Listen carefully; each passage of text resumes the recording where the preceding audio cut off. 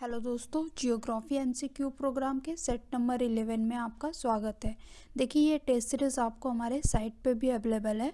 आप इसे यहाँ पे भी अटेम्प्ट कर सकते हैं। तो चलिए आज के पहले क्वेश्चन की तरफ बढ़ते हैं। जनगणना 2021 का स्लोगन क्या है? साझी जनगणना साझा भविष्य, जन भागीदारी से जन कल्याण, हमारी जनगणना हमारा भविष्य, जनगणना समृद्धि एवं जन कल्याण की। तो देखिए, आपका राइट ऑप्शन थर्ड हो जाएगा। हमारी जनगणना हमारा भविष्य जो है जनगणना 2021 का स्लोगन है। अगले क्वेश्चन की तरफ बढ़ते हैं। मानक जनगणना परिभाषा के अनुसार सत्य कथन है। मुख्य श्रमिक वह व्यक्ति है जो एक वर्ष में कम से कम 183 दिन काम करता है। सीमांत श्रमिक वह व्यक्ति है जो एक वर्ष में 183 दिनों से कम दिन काम करता है। तो देखिए, बिल्कुल दोनों ऑप्शन आपके सही है। भारत में आर्थिक स्तर पर जो है श्रमिकों को 3 वर्गों में बांटा गया है। मुख्य श्रमिक, सीमांत श्रमिक और अश्रमिक। जो मुख्य श्रमिक होता है वो कम से कम एक वर्ष में 183 दिन तो काम करता है, और सीमांत श्रमिक जो है 183 दिनों से कम दिन काम करता है। तो राइट ऑप्शन आपका थर्ड हो जाएगा। 1 और 2 दोनों सही है। अगले क्वेश्चन की तरफ बढ़ते हैं।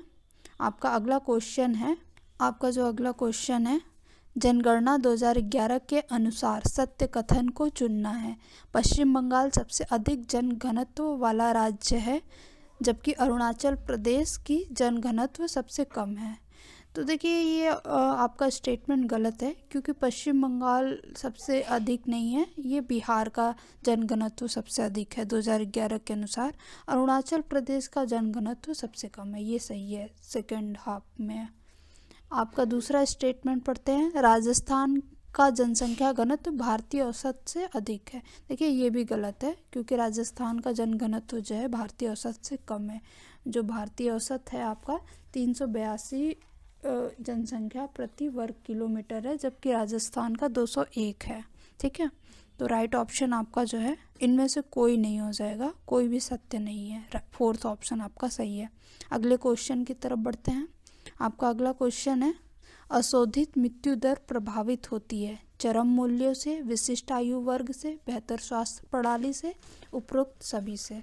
तो देखिए, आपका ये राइट ऑप्शन फोर्थ हो जाएगा। उपरोक्त सभी से प्रभावित होती है। अगर बेहतर स्वास्थ्य प्रणाली है कहीं की, तो वहाँ पे बिल्कुल मृत्यु दर जो है कम होगी। उसी तरह विशिष्ट आयु वर्ग भी प्रभावित करता है, क्योंकि अगर किसी जनसंख्या में जो है वृद्धों की संख्या ज़्यादा है, तो वहाँ पे मृत्यु दर भी अधिक होगी। ठीक है, अगले क्वेश्चन की तरफ बढ़ते हैं। आपका अगला क्वेश्चन है, आयु लिंग पिरामिड के संदर्भ में सत्य कथन है।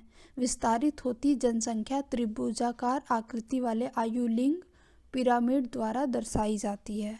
तो बिल्कुल सही है। देखिए, विस्तारित होती जनसंख्या का मतलब है कि इसका आधार जो है चौड़ा होगा और शीर्ष जो है सकरा होगा। इसका मतलब है कि निम्न आयु वर्ग के लोगों की जनसंख्या अधिक होगी। अगला स्टेटमेंट पढ़ते हैं। घंटी के आकार का आयु लिंग पिरामिड जो शीर्ष की ओर सुंडाकार होता है, स्थिर जनसंख्या को दर्शाता है। ये भी बिल्कुल सही है। इसमें जो है आपका जन्म दर और मृत्यु दर दोनों बराबर होता है। तीसरा स्टेटमेंट पढ़ते हैं। संकीर्ण आधार तथा सुंडाकार शीर्ष वाला पिरामिड हासमान जनसंख्या को दर्शाता है। ये भी बिल्कुल आपका सही है। तो आपका राइट ऑप्शन थर्ड हो जाएगा। उपरोक्त सभी सही हैं।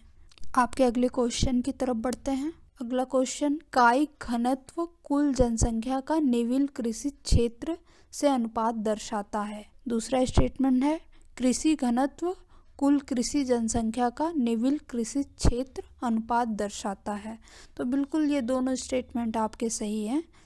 ठीक है, तो आपसे पूछा गया है उपरोक्त में असत्य कथन है। तो देखिए, दोनों जब सही हैं तो आपका आंसर फोर्थ हो जाएगा। ना तो एक गलत है, ना ही 2। ठीक है, अगले क्वेश्चन की तरफ बढ़ते हैं। निम्नलिखित राज्यों में सबसे अधिक आबादी वाला राज्य है। सिक्किम, मणिपुर, त्रिपुरा, नागालैंड। देखिए, इसमें आपका राइट ऑप्शन सेकंड हो जाएगा। त्रिपुरा की आबादी इन सब दिए हुए राज्यों में सबसे अधिक है।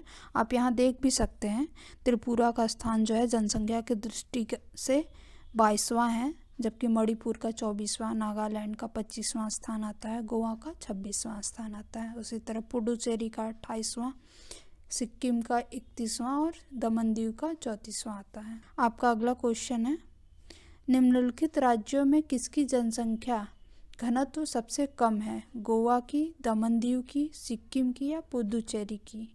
देखिए इसमें सबसे कम घनत्व जो है सिक्किम का है। थर्ड ऑप्शन आपका सही हो जाएगा, क्योंकि सिक्किम का जन घनत्व जो है 86 व्यक्ति प्रति वर्ग किलोमीटर है। अगले क्वेश्चन की तरफ बढ़ते हैं। आपका अगला क्वेश्चन है, निम्नलिखित राज्यों में किस में स्त्री साक्षरता सबसे कम है? उत्तर प्रदेश में, बिहार में, मध्य प्रदेश में या हरियाणा में? तो चलिए हम इस चार्ट के माध्यम से देखते हैं कि स्त्री साक्षरता किसकी कितनी है। तो देखिए आप यहाँ पे देख पा रहे हैं उत्तर प्रदेश की 59.26 है, जबकि बिहार की 53.33 है। हालांकि राजस्थान की इससे भी कम है 52.66, लेकिन क्वेश्चन के अकॉर्डिंग जो है आपका राइट ऑप्शन बिहार ही हो जाएगा, क्योंकि आप देख सकते हैं हरियाणा का 66.77 है और मध्य प्रदेश का 60 है। तो आपका जो राइट ऑप्शन हो जाएगा ये आपका सेकंड हो जाएगा। बिहार का जो है दिए गए ऑप्शन के अनुसार सबसे कम साक्षरता दर है। अगला क्वेश्चन है, कुल साक्षरता के आधार पर भारत का कौन सा एक राज्य उच्च स्थान रखता है? गुजरात, गोवा, महाराष्ट्र या हिमाचल प्रदेश? तो आप यहाँ पे देख सकते हैं, मैंने चार्ट में दे रखा है यहाँ पर कुल साक्षरता दर भी।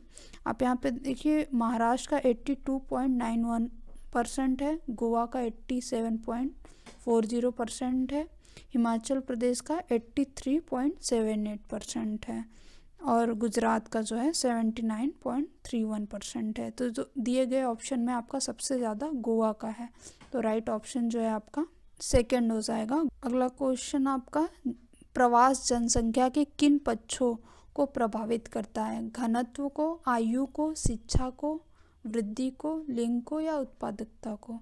तो देखिए प्रवास जनसंख्या के सभी पक्षों को, ये दिए गए सभी पक्षों को प्रभावित करता है। राइट ऑप्शन आपका फोर्थ हो जाएगा, उपरोक्त सभी। अगले क्वेश्चन की तरफ बढ़ते हैं। आपका अगला क्वेश्चन दिया है, 4 देशों की जनसंख्या और जनसंख्या वितरण समान है।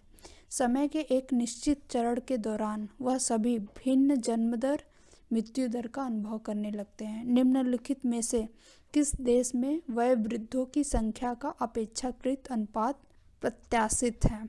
पहला स्टेटमेंट है उच्च जन्म दर, उच्च मृत्यु दर वाला देश। देखिए अगर उच्च जन्म दर है तो जनसंख्या बढ़ेगी, लेकिन उच्चतम मृत्यु दर भी है तो जाहिर सी बात है वयोवृद्धों की संख्या नहीं बढ़ेगी, तो ये पहला तो नहीं है। आपका दूसरा ऑप्शन देखते हैं, उच्चतम जन्म दर और सबसे निम्नतम मृत्यु दर वाला देश। तो ये भी नहीं है, क्योंकि उच्चतम जन्म दर है तो वयस्कों की संख्या ज़्यादा होगी, ठीक है। तो तीसरे ऑप्शन को देखते हैं, निम्नतम जन्म दर और उच्च मृत्यु दर वाला देश। ये भी नहीं होगा, क्योंकि इसमें उच्च मृत्यु दर है, वयोवृद्धों की संख्या घट जाएगी, ठीक है। तो निम्नतम जन्म दर और निम्नतम मृत्यु दर वाला देश ही जो है राइट ऑप्शन होगा। फोर्थ आपका ऑप्शन सही है। आपके अगले क्वेश्चन की तरफ बढ़ते हैं। वैश्विक जनसंख्या में वृद्धि के रुझानों के संदर्भ में निम्नलिखित कथनों पर विचार करना है। विश्व की जनसंख्या पिछले 5 दशकों में दोगुनी से अधिक हो गई है। तो बिल्कुल आपका ये राइट ऑप्शन है। दूसरा स्टेटमेंट पढ़ते हैं, त्वरित वृद्धि दर के कारण विश्व जनसंख्या अगले 2 दशकों में दोगुनी हो जाएगी। देखिए आपका एक गलत ऑप्शन है। क्यों? क्योंकि अभी जो जनसंख्या का वृद्धि दर है वो त्वरित नहीं बल्कि बहुत गिरती हुई वृद्धि दर के अनुसार बढ़ रही है, और इसे मतलब दोगुना होने में लगभग 200 साल लग जाएंगे। तो आपका सेकंड गलत हो गया, तो आपका राइट ऑप्शन केवल एक हो जाएगा। आपका अगला क्वेश्चन है, निम्नलिखित में से जनसंख्या का कौन सा मापदंड उसके सामाजिक आर्थिक विकास का सूचक है? साक्षरता दर, व्यावसायिक संरचना, ग्रामीण शहरी संगठन। देखिए पहला ऑप्शन बिल्कुल आपका सही है। साक्षरता दर जो है सामाजिक आर्थिक विकास का सूचक है, क्योंकि इसमें जो है आपका रहन सहन का स्तर देखा जाता है, महिलाओं की सामाजिक स्थिति, शैक्षणिक स्थिति क्या है, ये सब देखा जाता है। उसके साथ साथ आपकी सरकारी नीतियों का जो है प्रभाव किस प्रकार पड़ रहा है, ये सब ध्यान दिया जाता है। तो आपका पहला ऑप्शन सही है। व्यावसायिक संरचना भी सही है। क्यों? क्योंकि देखिए किसी भी देश में जो है रोजगार जो है प्राथमिक, द्वितीयक और तृतीयक क्षेत्रों से प्राप्त होता है।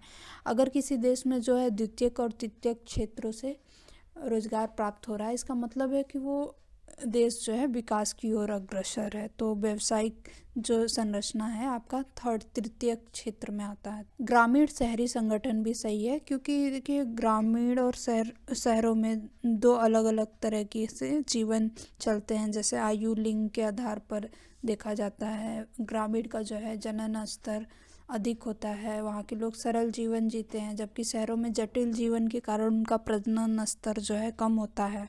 तो ये सारी चीज़ें आपका सामाजिक आर्थिक विकास का सूचक है।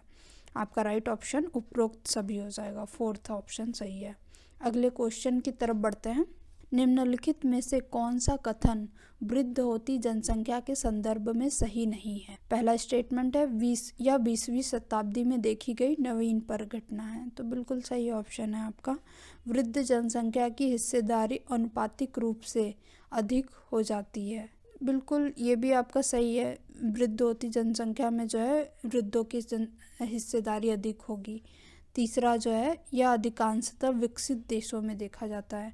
देखिए हाल के वर्ल्ड सिनेरियो में जो परिदृश्य देखा जा रहा है, तो उसके अनुसार तो बिल्कुल विकसित देशों में ही वृद्धों की जनसंख्या ज़्यादा है। आपका राइट ऑप्शन जो है क्वेश्चन के अकॉर्डिंग फोर्थ हो जाएगा। जीवन प्रत्याशा में कमी के कारण जो है वृद्धों की जनसंख्या घटेगी। ठीक है, तो ये आपका फोर्थ सही है। आपके अगले क्वेश्चन की तरफ बढ़ते हैं। आपका अगला क्वेश्चन है लिंगानुपात के संदर्भ में निम्नलिखित कथनों पर विचार कीजिए। भारत में लिंगानुपात पुरुषों के पक्ष में है, जबकि वैश्विक औसत महिलाओं के पक्ष में है। देखिए ये गलत ऑप्शन है, क्योंकि भारत में भी लिंगानुपात पुरुषों के ही पक्ष में है और वैश्विक भी है जो है आपका पुरुषों के पक्ष में है।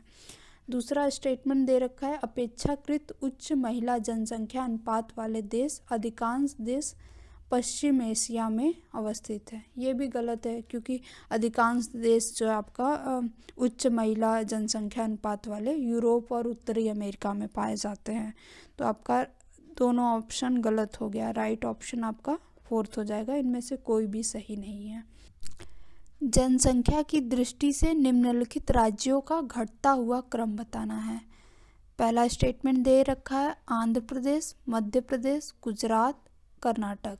तो देखिए ये ऑप्शन आपका गलत है, क्योंकि गुजरात की जो है जनसंख्या कर्नाटक से कम है। ठीक है, गुजरात जनसंख्या की दृष्टि से 10वें स्थान पे आता है, जबकि कर्नाटक 9वें स्थान पे आता है। अगला स्टेटमेंट पढ़ते हैं तमिलनाडु, गुजरात, मध्य प्रदेश और उड़ीसा। तो देखिए ये भी आपका गलत है, क्योंकि जो आपका तमिलनाडु है वो 7वें स्थान पे आता है, गुजरात 10वें स्थान पे आता है और मध्य प्रदेश 6वें स्थान पे आता है। ठीक है, तो ये भी गलत हो गया। तीसरा आपका पढ़ते हैं पश्चिम बंगाल, आंध्र प्रदेश, तमिलनाडु, कर्नाटक। तो बिल्कुल देखिए ये आपका सही ऑप्शन है, क्योंकि पश्चिम बंगाल जो है आपका जनसंख्या दृष्टि से 4थे स्थान पे आता है, आंध्र प्रदेश आपका 5वें स्थान पे आता है, तमिलनाडु अभी मैंने आपको बताया ये 7वें स्थान पे आता है और कर्नाटक 9वें स्थान पे आता है। तो देखिए सबसे अधिक, उससे कम, उससे कम और उससे कम, ये जो है सही क्रम में लगा हुआ है। तो आपका राइट ऑप्शन यहाँ पे मिल जाता है आपको, थर्ड आपका सही है। ठीक है, देखिए ये मैंने आपको सेट टेबल दे रखा है। जनसंख्या के ऊपर अक्सर करके क्वेश्चन आपसे पूछे जाते हैं। तो टेबल में जो है आपका आप 5-5 के सेट के आधार पे इसे याद कर लेंगे। पहला पे उत्तर प्रदेश आता है, महाराष्ट्र, बिहार, पश्चिम बंगाल और आंध्र प्रदेश। उसी तरह मध्य प्रदेश, तमिलनाडु, राजस्थान, कर्नाटक, गुजरात। ठीक है, तो बाकी आप इसे देख लीजिएगा।